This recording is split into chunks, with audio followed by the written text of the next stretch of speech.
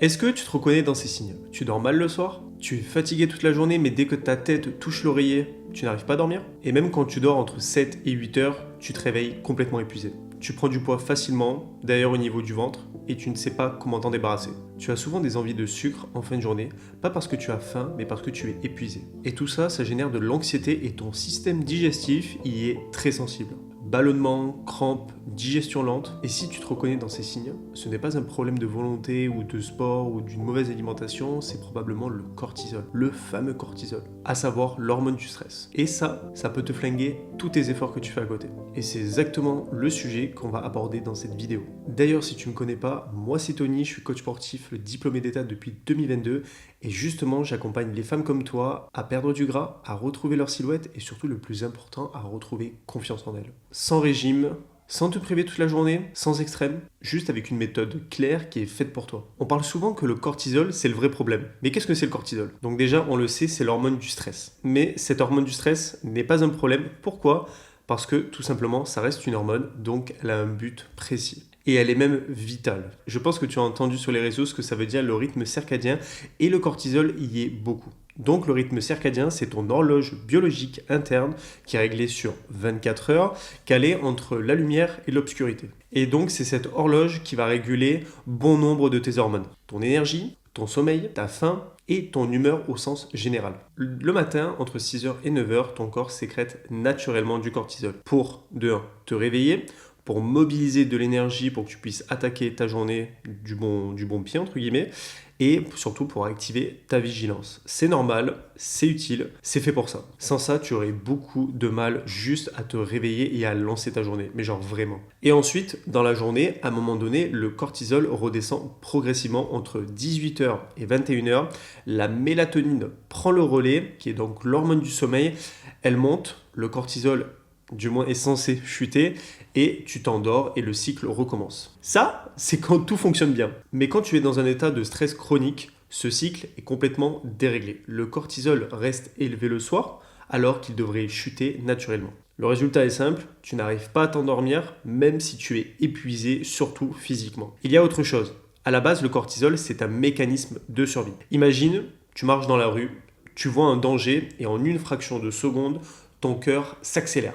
Tes pupilles se dilatent, du sucre est libéré dans le sang, ton corps se prépare à fuir ou à se battre. C'est vraiment le mode survie. Ce mécanisme était vital à l'époque du Moyen-Âge, des choses comme ça. Maintenant, tu ne croises plus quelque chose d'étrange dans la rue aussi facilement. Mais ton cerveau, lui, il ne va pas faire une grande différence. Surtout avec le monde moderne. Ce qui va ramener un taux de cortisol élevé, ça va être une réunion stressante au travail, une dispute, une journée surchargée et surtout potentiellement pour ce que les autres pensent de toi. Et tout ça, en fait, ton corps, il réagit exactement de la même façon, c'est-à-dire, en fait, il va être en mode danger. Sauf que ce n'est pas le but d'être en mode danger au quotidien pendant plusieurs jours, pendant plusieurs semaines, pendant plusieurs mois et malheureusement pendant plusieurs années. Et tout ça, ça annonce, ça s'appelle le stress chronique. Vraiment, ça ne s'arrête jamais et c'est totalement nocif pour toi. On va voir d'ailleurs maintenant quels sont les 4 impacts sur ta perte de poids par rapport à ce stress chronique. Alors maintenant qu'on comprend qu'est-ce que le cortisol, parlons de ce qu'il fait réellement, concrètement dans ton corps et pourquoi il peut bloquer ta perte de poids. Même si tu manges bien, même si tu fais du sport, même si tu penses faire attention à tout. L'impact numéro 1, le cortisol fait monter ta glycémie. Quand ton corps perçoit un stress, on l'a vu avant, il va libérer du sucre par le sang pour justement te mettre en état d'alerte et potentiellement mettre aussi en état d'alerte tes muscles, etc. Parce qu'il ressent justement cette fameuse tension, ce potentiel danger, cette potentielle menace et il va devoir réagir naturellement. Il va se dire j'ai besoin d'énergie tout de suite, il faut m'en donner. Sauf que dans 90% des cas, tu ne te bats pas, tu ne fuis pas, donc franchement, il n'y a pas grand-chose à part que tu es stressé. Mais le curseur n'est pas monté au plafond comme si tu avais une vraie menace en face de toi. Par contre, il monte, mais malheureusement, sur le long de la journée, en fait, il ne bouge pas. C'est là où c'est problématique. Parce que finalement, qu'est-ce qui se passe? Tes muscles, dans un vrai état de danger, ils en ont besoin de ce sucre pour s'activer, pour vraiment déployer l'énergie. Sauf que là, finalement, ils n'en ont pas besoin parce que tu es assis au bureau, tu es à peine debout, il n'y a rien vraiment qui se passe dans ta journée. Et là, c'est problématique. Du coup, qu'est-ce qui va se passer? Si ça ne va pas dans ton muscle, ça va aller autre part et c'est là où tu vas stocker. Pourquoi d'ailleurs tu stockes au niveau du bas du ventre et non pas ailleurs? C'est là où tout simplement il y a le plus de récepteurs au cortisol car il y a la majorité des organes qui se retrouvent au niveau du tronc, au niveau de l'estomac et également aussi du foie. Donc c'est pour ça que tu stockes ici et pas forcément ailleurs. L'impact numéro 2, c'est le cortisol te pousse à mal manger. Quand tu es stressé, ton corps cherche à compenser et donc qu'est-ce qu'il va faire? Il veut du sucre, comme on l'a vu tout à l'heure, le sucre étant de la dopamine, donc ça te permet d'oublier entre guillemets tes problèmes ou ton stress pendant un petit moment. Parce que justement c'est l'effet des shots de dopamine, ils sont courts, ils sont intenses, mais ça redescend aussi vite. Le sucre peut être sous différentes formes. Les fast-foods, la glace, les chocomondes, donc le chocolat, ou même encore, ça peut arriver, pourquoi pas du beurre de cacahuète, malgré que c'est ça en trop grosse quantité, parce que c'est hyper bon et que ça peut faire penser aussi à des M&M's et des sneakers. Et malheureusement, du coup, tu te retrouves dans un cercle vicieux. Tu as mangé très peu, 1200 calories, tu es souvent fatigué, du coup, tu veux compenser cette fatigue par des envies, ce qui va amener du coup un craquage. Le craquage va t'amener de la culpabilité que tu vas avoir d'un point de vue physique, sur la balance malheureusement, et ça va te encore générer du stress et ça ne va pas s'arrêter. Ensuite, l'impact numéro 3, le cortisol détruit ton sommeil. Le stress maintient le cortisol élevé le soir comme on l'a vu, alors que c'est censé chuter grâce à l'arrivée de la mélatonine. Mais il ne le fait pas. Quand tu dors mal, en fait, ton corps, il va produire moins de leptine. La leptine, c'est l'hormone qui dit « j'ai plus faim, j'ai assez mangé ». Et malheureusement, il va produire l'autre hormone qui te dit « j'ai faim », c'est-à-dire la gréline. Au lieu qu'une augmente et l'autre baisse, ça fait l'effet opposé, c'est l'inverse. Donc le lendemain matin, tu te réveilles avec une énorme envie massive de sucre, de gras, de choses rapides, parce que tu es fatigué, tu es moins motivé à bouger, tu es moins motivé à cuisiner, à prendre le temps, parce que tu as moins d'énergie. Et tu rentres à nouveau dans ce cercle vicieux. Et pour finir, après les 3 premiers impacts qui sont les plus importants, le 4e en découle des 3 premiers, c'est-à-dire que le cortisol ralentit ton métabolisme. Tu manges correctement, tu t'entraînes, tu bouges, mais tu stagnes quand même, parce que ton corps il pense qu'il est en danger constamment, donc il va sécréter plus de sucre, donc de la glycémie, il va moins vouloir se reposer. Et le deuxième, du coup, ça va te pousser à mal manger, que ce soit du sucré ou du salé, mais la plupart du temps, c'est du sucré. Donc ton corps, vu qu'il va penser qu'il est en danger avec la glycémie, etc., il va conserver le gras qu'il a accumulé, il freine la combustion des graisses parce que justement tu es épuisé, donc tu as envie de moins bouger, donc ça veut dire qu'il n'a pas besoin d'utiliser ce gras pour l'éliminer et pour lui donner de l'énergie à son corps, enfin à ton corps. Donc en fait il va tout simplement faire quelque chose d'essentiel, il va te protéger, mais malheureusement ça t'empêche indirectement d'avancer. Donc tout ça il faut que tu te dises quand même que c'est un mécanisme de survie, il fait pas ça pour t'embêter. Pour te donner une analogie simple, c'est comme si tu étais en voiture, que tu conduisais mais que tu avais une bonne partie du frein à main qui était enclenchée. Ça t'empêche pas d'avancer, mais franchement c'est pas efficace. Là c'est la même chose. Ça peut même te ralentir si le frein prend un peu trop le relais. Je parle bien évidemment du frein à main, désolé. Maintenant on va voir les signes qui ne trompent pas, c'est-à-dire la graisse abdominale. Si le cortisol est élevé plus, alors comme on l'a vu, le sucre libéré dans le sang est également aussi en grosse quantité. Comme je te l'ai dit, c'est là où il y a le plus de récepteurs au cortisol. Et aussi qu'il y a, comme je te l'ai dit, des organes vitaux, notamment comme le foie, qui est suractivé. Maintenant, je vais te parler du cas cliente qui vraiment parle exclusivement du stress, à savoir Mathilde. Mathilde, c'est une infirmière en formation qui fait des horaires de 12 heures.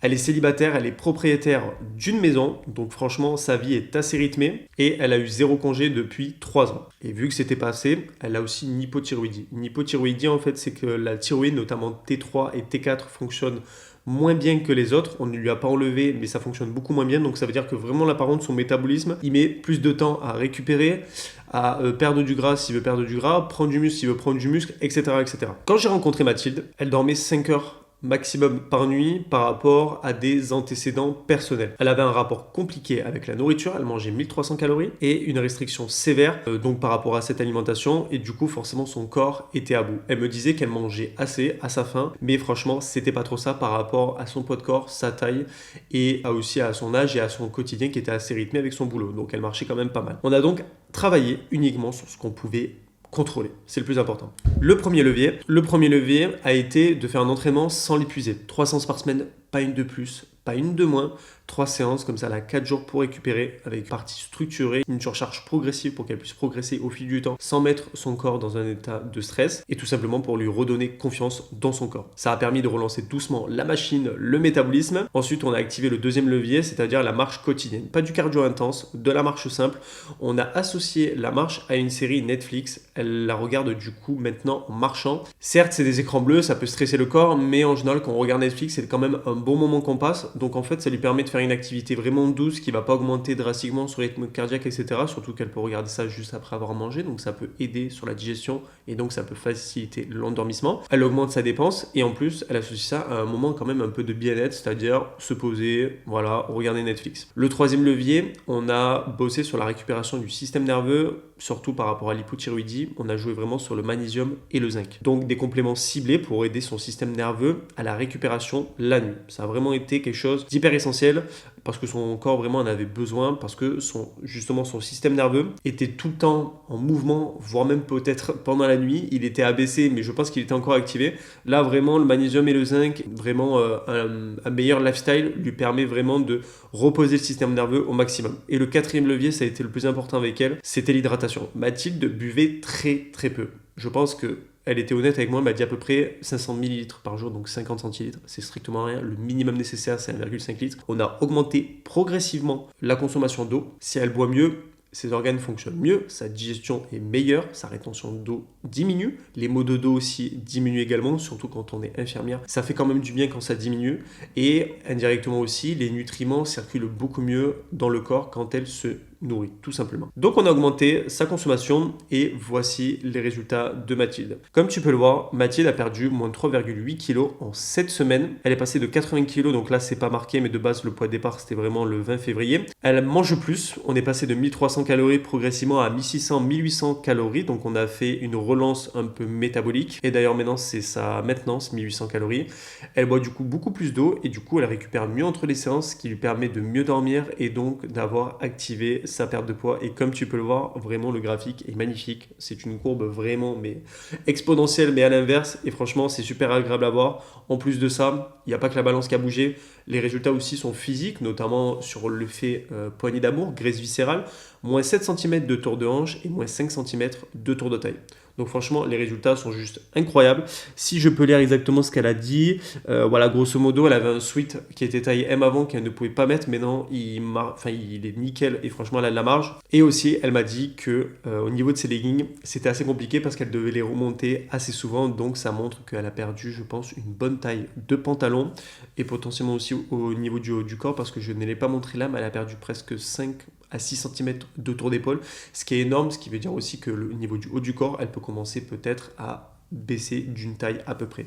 Donc franchement, c'est top et je suis extrêmement fier de ces résultats. Maintenant, ce qui marche vraiment. On a parlé du vrai problème, on a parlé de Mathilde, de comment on a mis les choses en place. Maintenant, je vais vraiment te donner des conseils pour vraiment que ça puisse marcher pour toi. Donc déjà, il faut que tu te dises que ce n'est pas un manque de volonté, ce n'est pas que tu fais mal, c'est tout simplement que tu essaies de perdre du poids, comme on l'a vu tout à l'heure avec le frein à main, comme si tu étais dans ta voiture. Donc tu imagines bien que c'est un peu compliqué et personne ne veut te le dire, mais des mois, voire des années de stress chronique, ça se répare pas en 2 semaines, ça se répare pas non plus en un mois. Mais par contre, comme tu as pu le voir avec Mathilde, ce stress est là depuis des années et on a quand même réussi à avoir de super bons résultats dès le début, ce qui peut amener que du positif par la suite. Comme le problème s'est construit dans le temps, la solution aussi prend du temps, mais moins que tu le penses. Et c'est ça qui est important, c'est qu'il faut que tu crois au processus, il faut vraiment que tu crois en toi, que tu aies confiance en toi.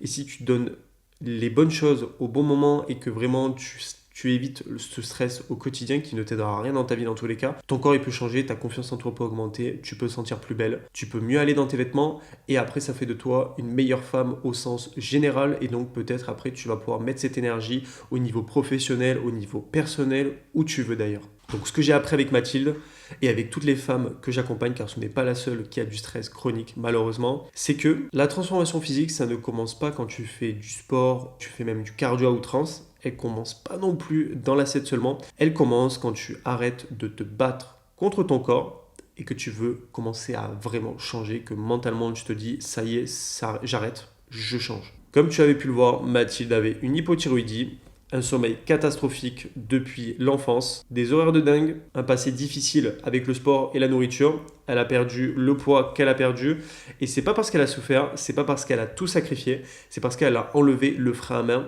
et qu'elle a commencé à croire en elle. Et elle est allée avec une bonne structure. Tout ça, elle le doit à elle et aussi à la méthode que j'ai construite spécifiquement et sur mesure pour elle en fonction de son quotidien et potentiellement, comme on a pu le voir, de ses problèmes à titre personnel. C'est-à-dire mon accompagnement Coaching Reset 90. Un accompagnement, une structure adaptée pour sa propre vie. Donc si tu t'es reconnu dans l'histoire de Mathilde, que tu es d'ailleurs une hypothyroïdie ou non, si toi aussi tu vas à la salle depuis des mois et que tu manges selon toi vraiment bien, mais que tu n'as pas les résultats que tu attends, n'oublie pas que c'est un manque de volonté parce que tu as essayé plein de choses, c'est juste un manque de méthode et de structure adaptée pour toi. Et c'est exactement pour ça que j'existe. Mon travail, c'est de t'aider à construire vraiment une structure qui te ressemble, pas un programme générique copier-coller que tu as pu voir sur Instagram ou des conseils des influenceuses qui ont que ça à faire de leur journée de faire du sport. Non, vraiment un programme pensé pour toi, pour ton niveau, pour ta vie.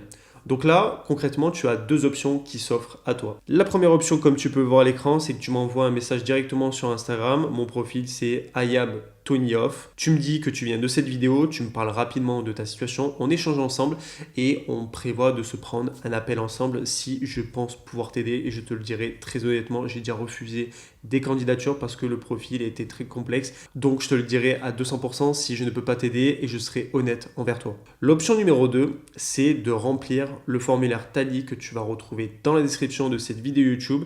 Ça va me permettre d'avoir les premières informations sur toi. Je vais pouvoir te recontacter et on regarde ensemble après si on peut tout simplement bosser ensemble et on prévoira bien évidemment un appel découverte pour discuter de tes problématiques et de te proposer un accompagnement sur mesure et comment je vois les choses avec toi. Je te remercie d'avoir regardé la vidéo jusqu'ici. Si l'histoire de Mathilde t'a parlé, n'hésite pas à poser un like et à t'abonner si tu veux voir d'autres vidéos comme ça. Et il y en a une qui sort toutes les semaines. Je te souhaite une bonne fin de journée et à très vite.